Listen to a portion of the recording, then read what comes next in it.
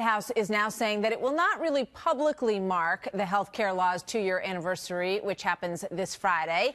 That date comes just 2 days, ironically, before the Supreme Court will take up the constitutionality of President Obama's signature law. Moments ago, a group of Republican lawmakers demanded that the law be ripped up, literally. Here's Minnesota Congresswoman Michelle Bachmann on the Hill. Watch.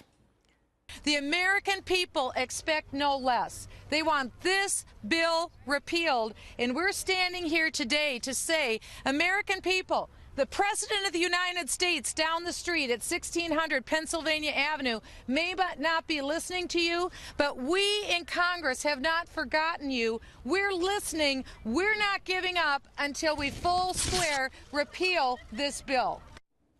Deroy Murdock is a syndicated columnist and a Fox News contributor. This is his first appearance as a contributor on the network, and we welcome you. It's great to have you with us, Deroy. And boy, you're with us at such a pivotal time in something that you have written and talked about in great detail, because we are just a couple of days away from the Supreme Court taking up this legislation. So I guess in light of that, it's not a huge surprise that there aren't big celebrations on Friday to mark what he's called his signature legislation, the president. Well, it's not just that the law goes before the Supreme Court on Monday, but I think he's trying to maintain a low profile because this law is so unpopular.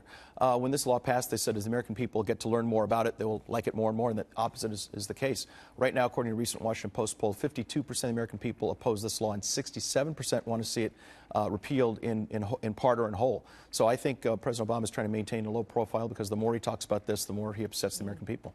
You know, both sides have relied on the CBO numbers over the course of this debate to make their case. The new CBO numbers of the cost of this program might be something else that they want to maintain a low profile about at the White House. Yeah, the CBO recently recalculated the 10-year cost of Obamacare. When it was sold to us 2 years ago on Friday, it was $940 billion. They've taken another look at it. They've added 2 more years of the full implementation of the law, and the cost is now up to about $1.8 trillion. So it's gone up 87% in just under 2 years. I think Obamacare may do for health care what the big dig in Boston did for public works. Yeah, and we know what happened with that. In terms of family costs, premium costs, which we were told, you know, that the costs would rise initially as part of the implementation of the plan and sort of the rocky road that would happen in the beginning, but then they would start to fall dramatically over time. How's that argument holding up? Not very well. This law was supposed to cut the average family's health care costs by $2,500. Instead, they've gone up by $2,200. Now, they may go back down some, but it's already $4,700 out of whack from where we were told it would be, according to the Kaiser Family Foundation. I know personally my most recent increase in health insurance premiums I think have gone up 9%. That's on top of about 8 or 9% last year. So we just have seen all costs go up in terms of public spending, public expenditures, health insurance premiums. We just see costs going up and away. There's a very well-produced movie that the president's campaign team has rolled out. And in it, he talks very passionately about why healthcare was so important to him, his mother's own experiences, and his belief that this is really the most important legislation that he has been able to get through, because people who weren't insured before will now have coverage, and he finds that very comforting. Is that true?